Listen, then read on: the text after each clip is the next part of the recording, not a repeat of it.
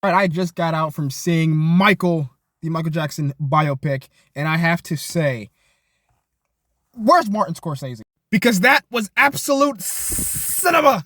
As you may or may not know, the critics have been tearing this movie to shreds. They've been tearing it to pieces, calling it, oh, it's bad, and not, Michael Jackson album bad. No, it's bad. It's horrible. It's like one of the worst movies you've ever seen, the worst biopic you've ever seen.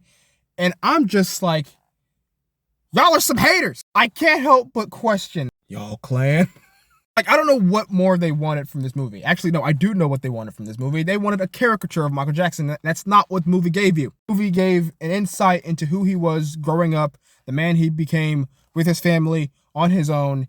And speaking of family, Jafar Jackson, his nephew, crushed it. This is like his first acting role ever. And at a certain point in the movie, he just gets lost. Like, you no longer see Jafar wearing, Michael Jackson makeup and stuff. No, that's just Michael Jackson on screen. Same thing with Coleman Domingo, who plays Joe Jackson, that piece of garbage. Okay? I thought when they said they were making this movie, I was like, please don't have Joe be this misunderstood father. There's a good man in there somewhere. No, this movie does not mistake it. This movie at no point says Joe Jackson's a good man or a good father.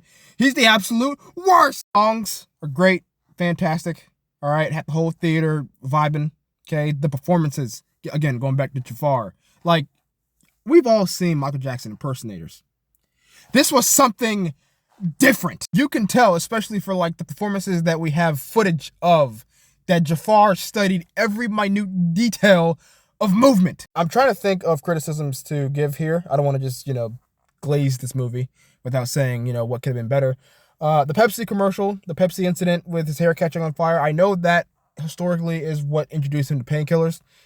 They touch on it a little bit, but I think they could have did a little bit more there. The film does stop, I believe in 1989 or 1988. It stops during the bad era, during the bad tour, right? So you don't get any of the allegations against him, which again, critics are upset that they didn't show that they didn't show Michael being a monster and all this stuff, this freak, this weirdo.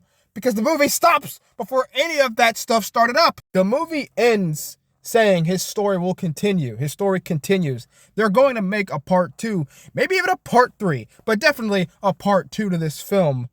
And sure, it does end where it's like, we saw half of a film. It has no true third act.